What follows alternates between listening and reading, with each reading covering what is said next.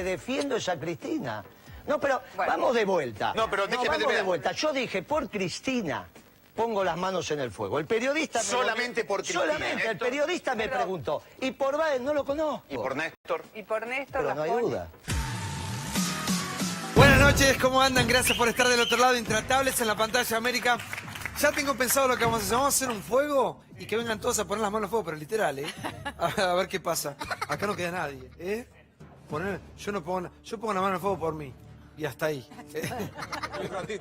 Ahora, en un rato ni por mí la pongo. Bueno, ¿cómo andan? Gracias por estar, ¿eh?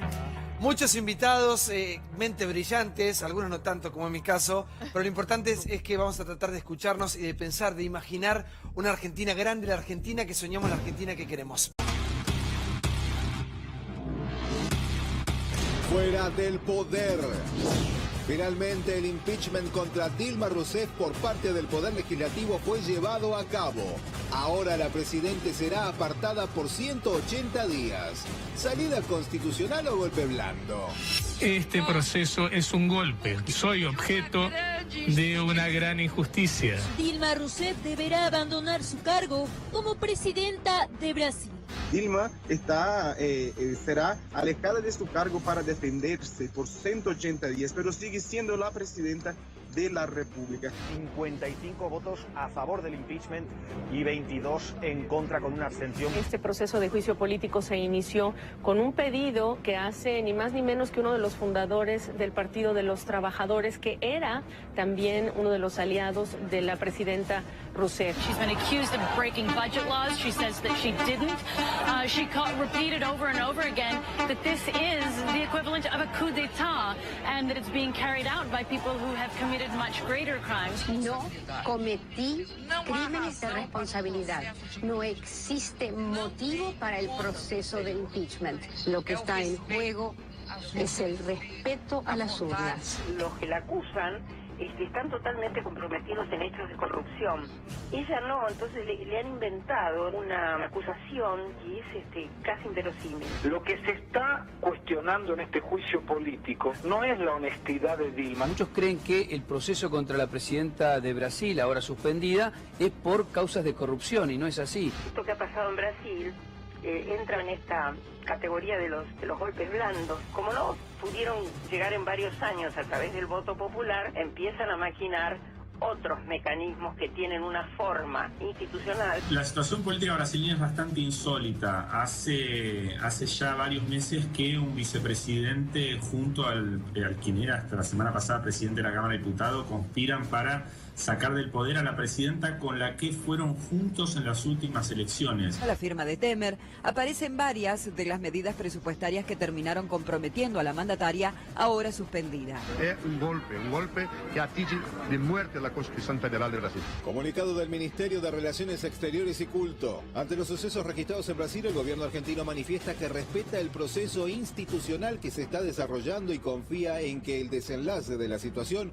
consolide la solidez de la democracia brasileña. Confiamos en que el desenlace de la situación consolide la solidez de la democracia en Brasil, dijo la canciller Susana Malcorra. Mariano Recalde. Sí, ya es preocupante lo que está sucediendo en Brasil. Más preocupante es el comunicado de nuestra Cancillería. Somos el primer país de la región en reconocer al gobierno de Brasil constituido mediante un golpe institucional. La postura es de acompañamiento institucional. Nosotros hemos estado en diálogo permanente con las autoridades brasileras y creemos que ojalá que pueda resolver esto lo más rápidamente posible. Juan Cabandí, nuestra solidaridad y abrazo latinoamericano frente a este golpe que atenta contra la democracia de la patria grande. No solo hay un cambio en la persona que ejerce el gobierno, sino que nos encontramos con un cambio en la orientación política del gobierno. Hasta horas nada más era el vicepresidente de Brasil, justamente recibe la presidencia a partir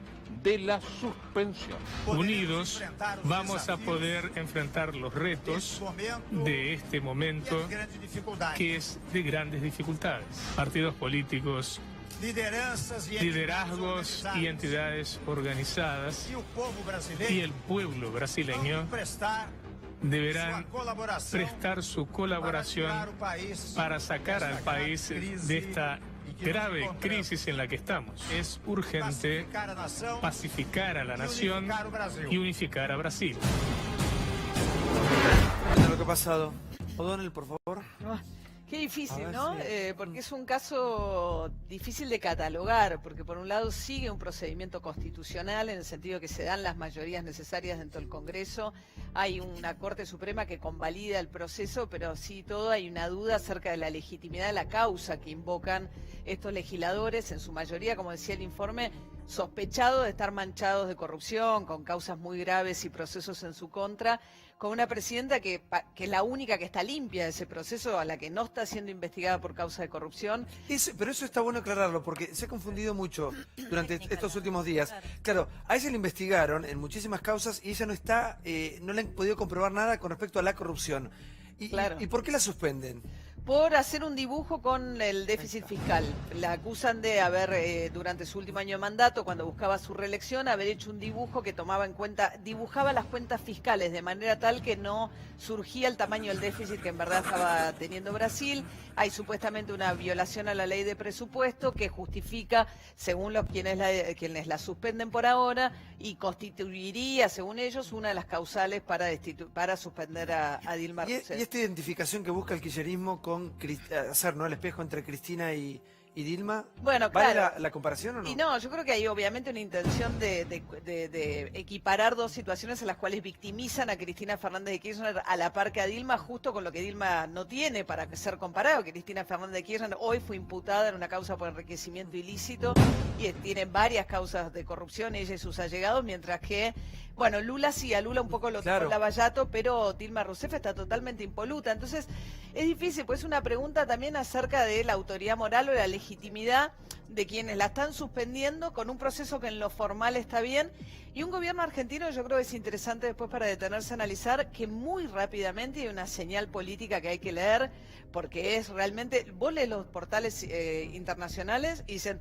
el gobierno argentino es el primer gobierno latinoamericano que sale a decir que este proceso está bien, que cumple con la legalidad.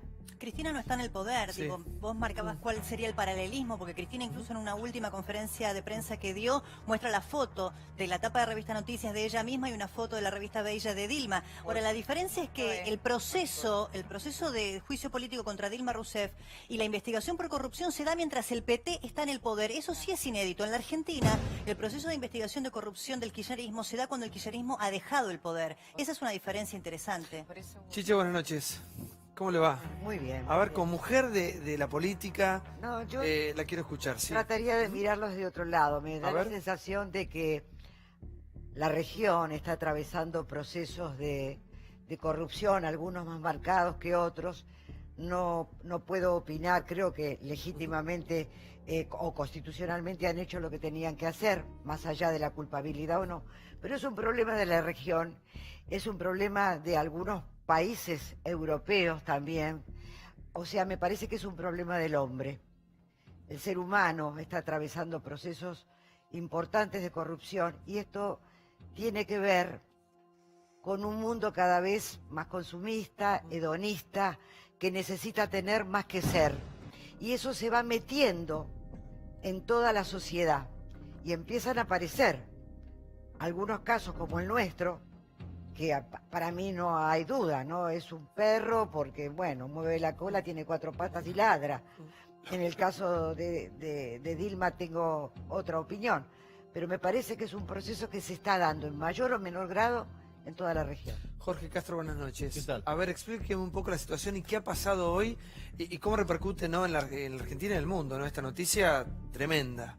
Lo que pasó ayer, lo que pasó anoche, es que el Senado brasileño, por una mayoría de más de 2/3, resolvió suspender a la presidenta Dilma Rousseff por Casi un periodo 24 horas estuvieron, de, sí. 180 días. De inmediato se hizo cargo de la presidencia de Brasil el vicepresidente Michel Temer, que designó en el mismo acto un nuevo gabinete.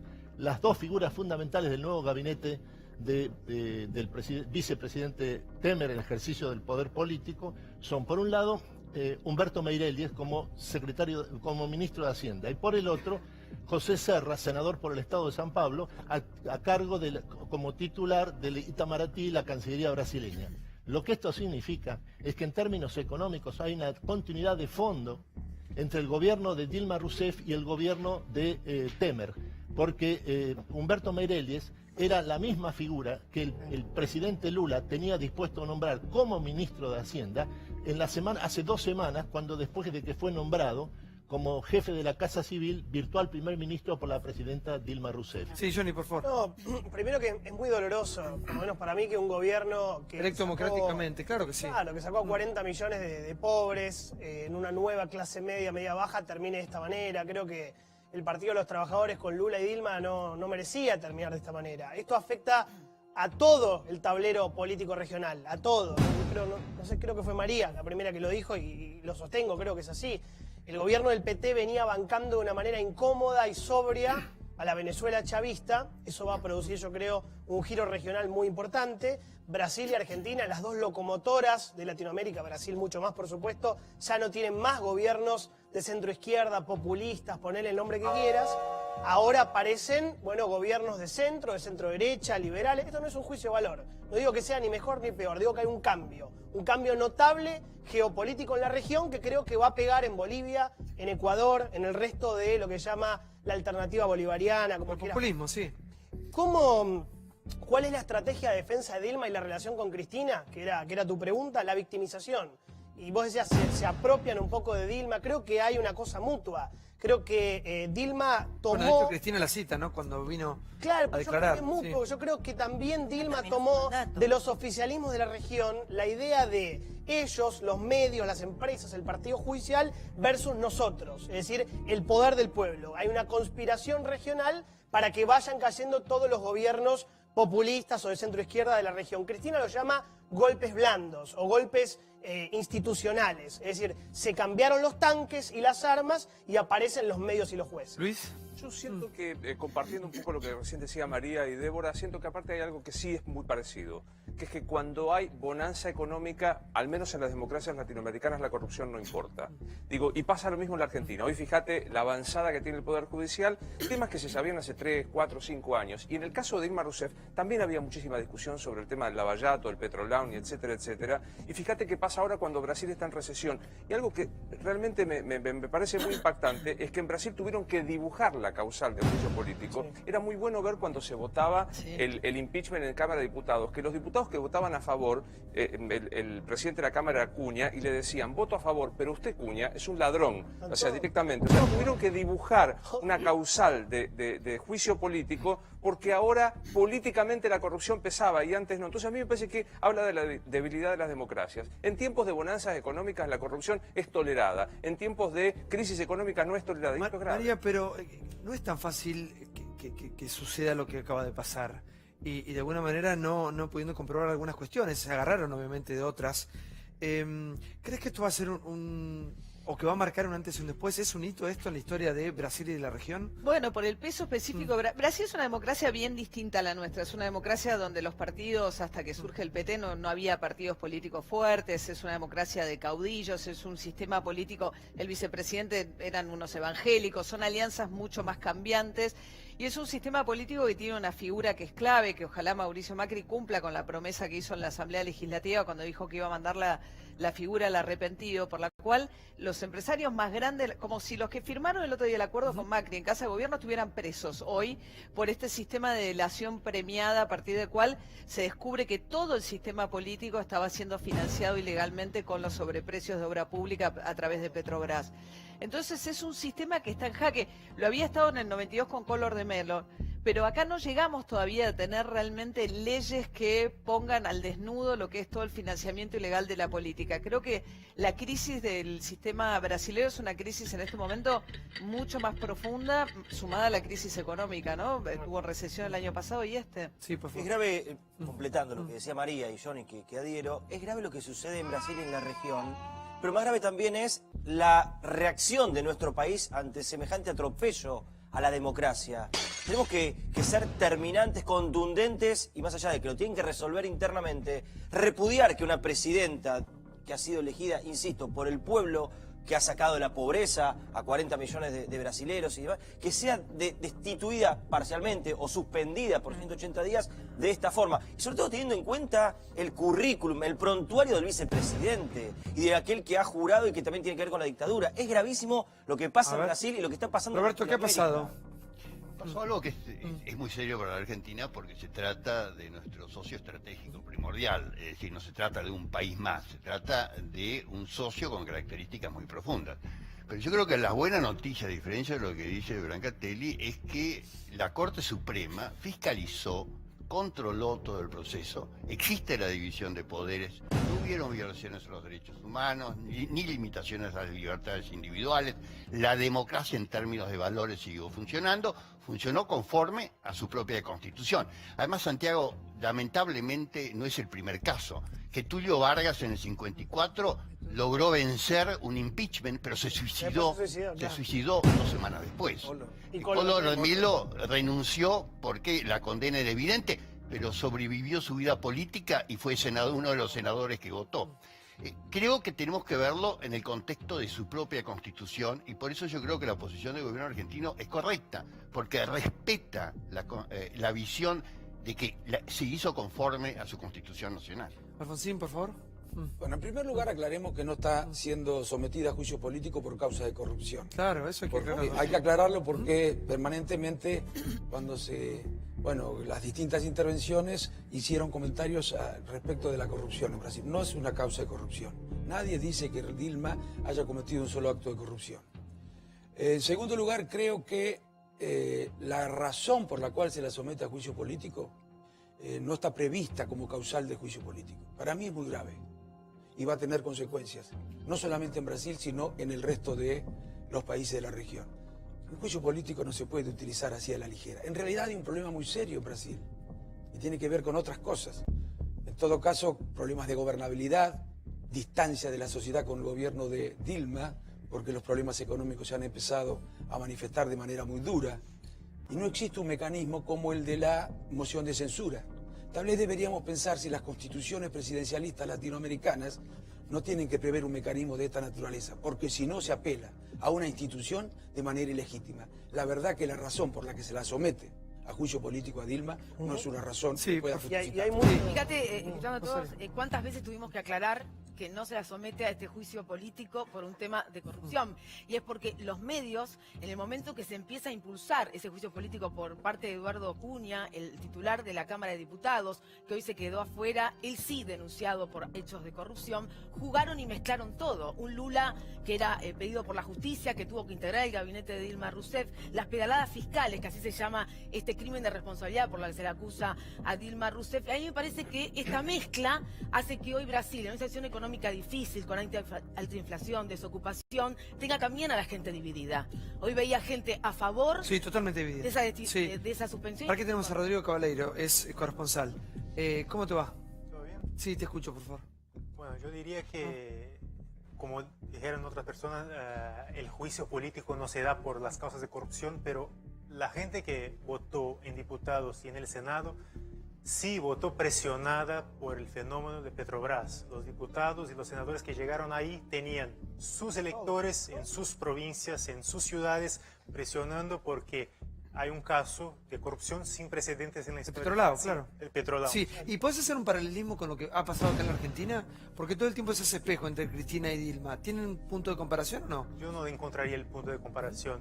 Yo diría que a lo mejor se podría comparar el gobierno que viene de Temer con lo que se propone hacer Macri. En Brasil, la oposición brasileña, ahora en el poder, ve a Macri como un ejemplo o un modelo a seguir. Lo que pasa es que Temer no tiene los votos en las urnas. Temer llega con una popularidad bajísima, 3%. Pero 2%. Superior a la de Dilma. Es la única ventaja que tiene Temer.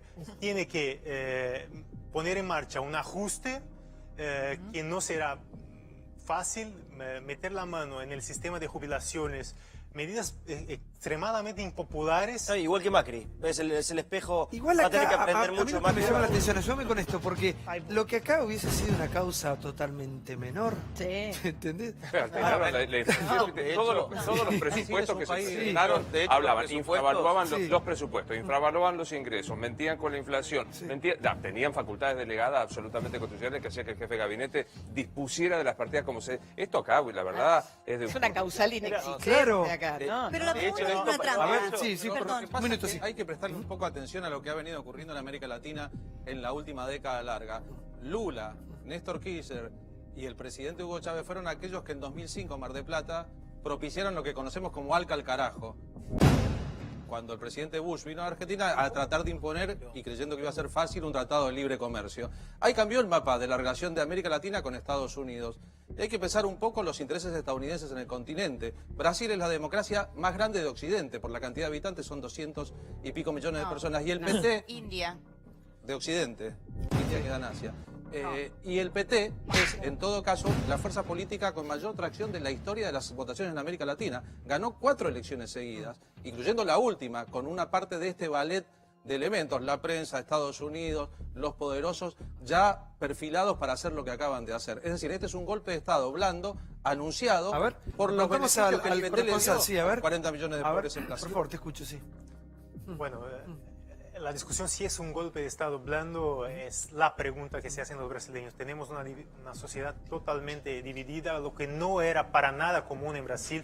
La grieta que yo empecé a conocer acá en Argentina cuando llegué y en esto sí se puede hacer un paralelo entre Brasil y Argentina. Ahora sí la tenemos fuertísima en Brasil. Hay casos tremendos de médicos que no atienden niños porque el papá es de otra ideología.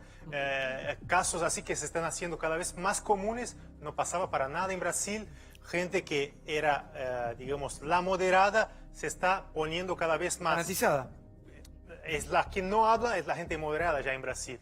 Y la gente se alimenta, en términos de información, solamente con los medios que dicen lo que quieren oír, escuchar, ¿no? Y esto es otro tema. O sea, los medios han ejercido un papel muy importante en lo que pasó hoy en Brasil.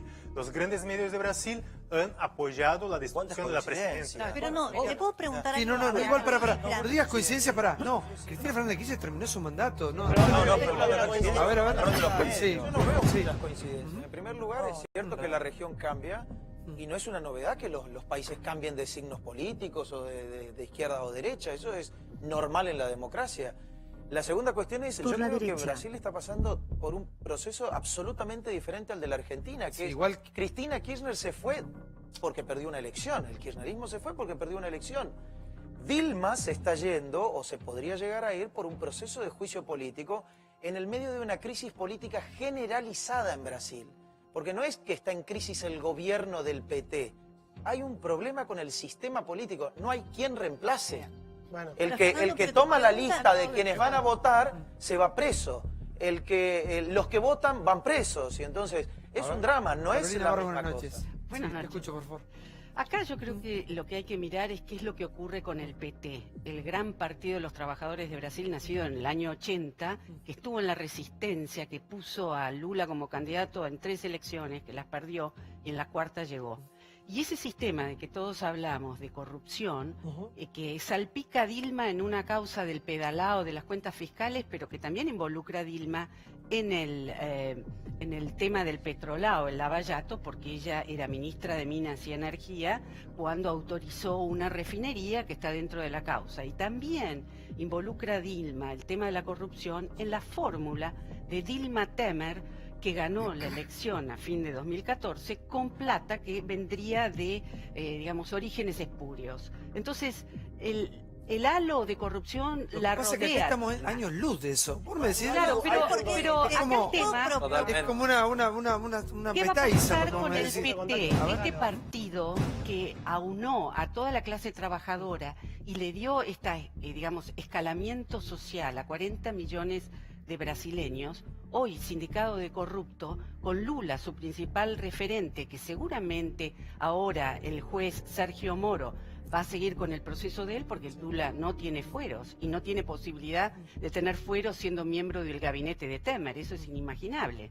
Pero Temer también fue votado, es decir, no nos olvidemos, el discurso de Dilma hoy cuando se victimiza y dice 54 millones me votaron y ahora me están poniendo en esta situación. Y también 54 millones lo votaron a Michel Temer, que hoy Pero es un igual es para es para estar en alerta, ¿no? Porque es una presidenta elegida hace muy poco, democráticamente, por millones Son temas de de personas. mucho debate en la ciencia política, digamos, todos los sistemas, porque aparece la idea de que hay una legitimidad de voto, todos los sistemas que son democráticos y republicanos tienen la tensión entre lo que es un mandato popular que emerge el voto, pero no es un poder ilimitado, es un poder que está, digamos, limitado justamente por un sistema republicano donde entran a jugar otros poderes. Cómo juega el poder legislativo y el poder judicial con relación al poder ejecutivo hace que no sea total el poder que emana de las urnas desde el poder ejecutivo. Los gobiernos más populistas tienden, que es un poco lo que venía Cristina Fernández de Kirchner, a hacer presidencias muy fuertes que arrollan mucho a los otros dos poderes.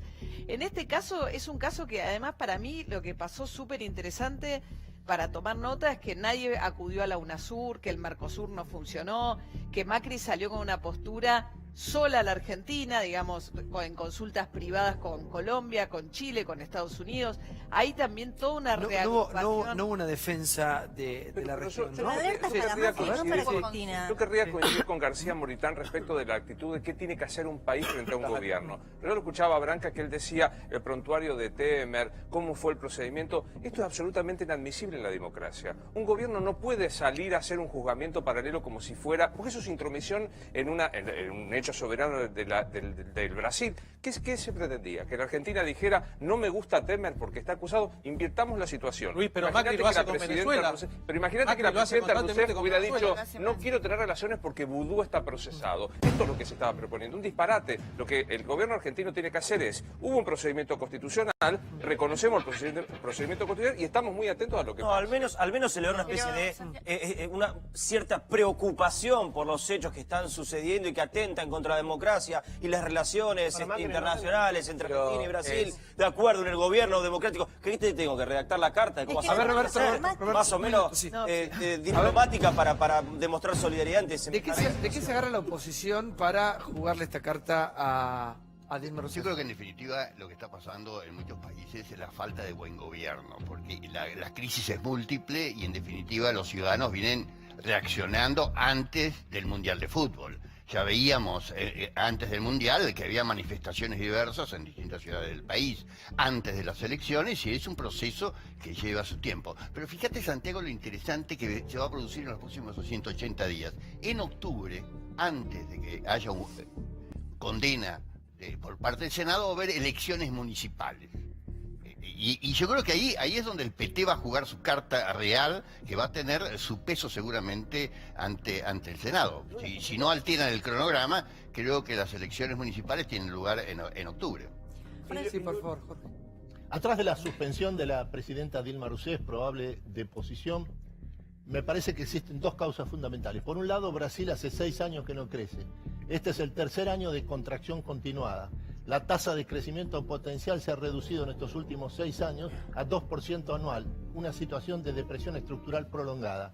En estas condiciones, si Brasil no crece, el sistema se torna insostenible. El segundo elemento que ha jugado en esta suspensión de la presidenta Dilma Rousseff es el hecho de que ha perdido la presidencia de Brasil, encargada a cargo de ella, ha perdido el control del Congreso de Brasilia. Lo que esto significa es que el sistema político brasileño es ingobernable, Brasil es ingobernable, si la república presidencialista no logra controlar la república parlamentaria. Sí, por favor, sí, Mariano. Santiago, lo que ocurrió me parece que tuvo una secuencia. La crisis política en Brasil se origina por el petrolao, por los casos de corrupción. Eso introdujo a la sociedad política, a la clase política en Brasil, en una crisis muy fuerte, acompañada por lo que dice Jorge, una crisis económica brutal y una baja de la imagen de Dilma Rousseff, que hoy está por debajo del 20%, y una fragmentación en el PT, en las mayorías parlamentarias que tenía. Esto es la crisis política que se genera. A mí me hace acordar, más que nada, al ejemplo de la Rúa, porque en el caso de la Rúa se empieza a quebrar el partido gobernante cuando se produce el caso de los sobornos en el Senado. Ese caso empieza a erosionar fuertemente a la alianza, acompañado de eso de una crisis política muy fuerte, y el juicio político de la Rúa se hizo en la calle, se hizo con el que se vayan todos. Es decir, no se hizo de manera parlamentaria e institucional, Igual no pero se se hizo en la compara calle. con Y la- el el tema fundamental es que la clase política, ¿qué es lo que está pasando en Brasil? La clase política está buscando una salida para la crisis política en Brasil. Y esa salida es lo que pasó en Argentina también. Por favor, sí, por favor. No, acá lo que tenemos que mirar de vuelta es no solo lo que dice Jorge Castro, la gobernabilidad que puede tener el gobierno de Temer, sino también los plazos de la situación económica. Siempre el detonante de la moral es el bolsillo.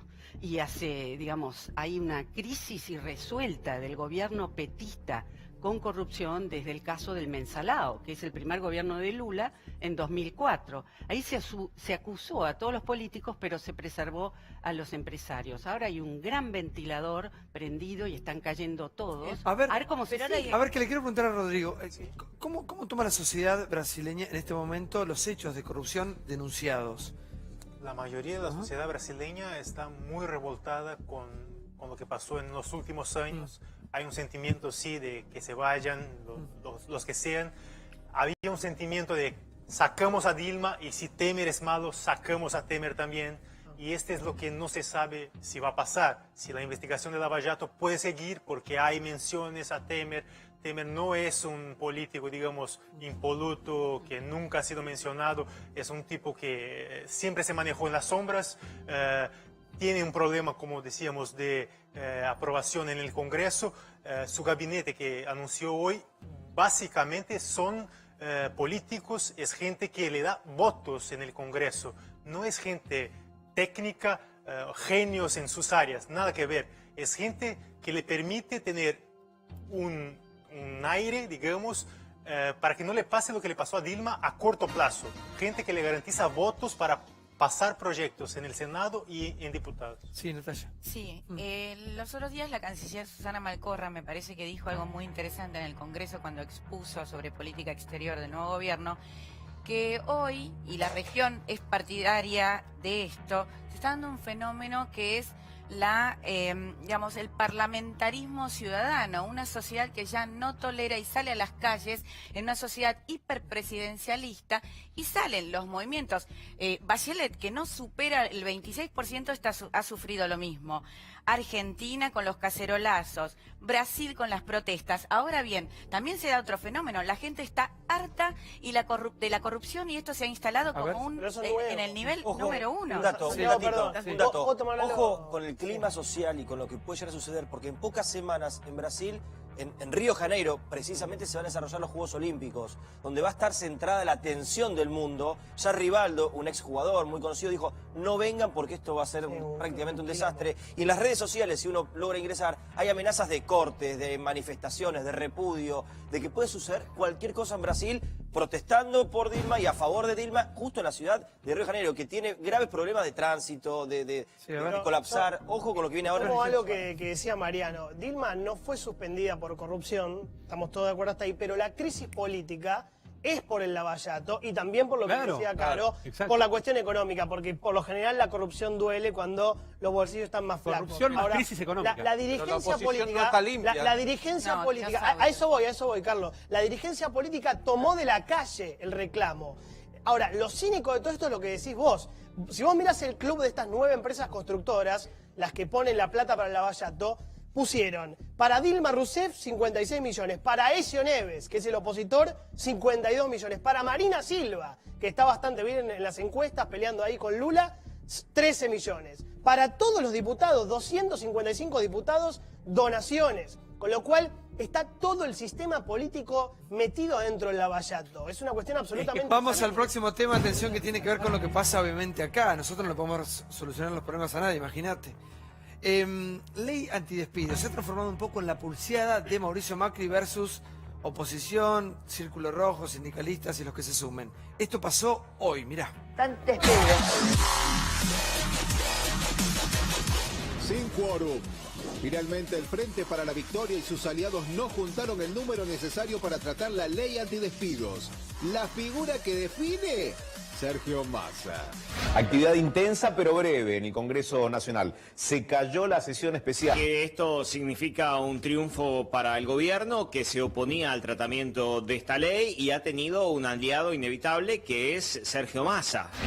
El día miércoles en sesión ordinaria, sin caprichos, sin prepotencia, los argentinos vamos a tener una ley que proteja a los trabajadores de los despidos. En este caso del día de hoy, ni victoria ni derrota. El Frente para la Victoria se encaprichó en pedir una sesión especial para el día de la fecha. Era natural que iba a fracasar. Esto no ha sido una iniciativa de un bloque en particular. No fue el Frente para la Victoria PJ el bloque autor de esta iniciativa. Los autores de esta iniciativa fueron los trabajadores del pueblo argentino, con las 5 centrales sindicales que pidieron que aprobemos la ley que había salido del Senado. Frente a la presión de esta excusa, y entonces hay un compromiso de todos. Si hay un compromiso de todos, esto es para demostrar que en realidad esto es innecesario, es una excusa para movilizaciones con violencia. Sobre el proyecto original del Senado yo tengo mi posición tomada, contraria a la idea de poner un límite a los despidos y demás. En general, ni en Argentina ni en ningún lugar del mundo eso ha tenido éxito. Aquí hay que destacar sobre todo en la actitud de hoy del bloque del Frente Renovador, del bloque Juntos por Argentina y del bloque del Partido Socialista, que han aceptado debatir una ley más ampliada, y no estamos dispuestos a avanzar con el punto de la doble indemnización. Ni las centrales obreras ni el bloque del Frente Renovador se prestan a la especulación política ni del gobierno ni del Frente para la Victoria. Por eso nosotros el miércoles vamos a votar la ley que proteja a los trabajadores. No me trajo ni más ni menos que el apoyo de mis compañeros a esta Cámara. No me trajo nadie más que mis compañeros que en algún momento me eligieron para conducir un sindicato, y esa representación es la que tengo. Y a este recinto hoy no me trajo nadie a patadas en el culo.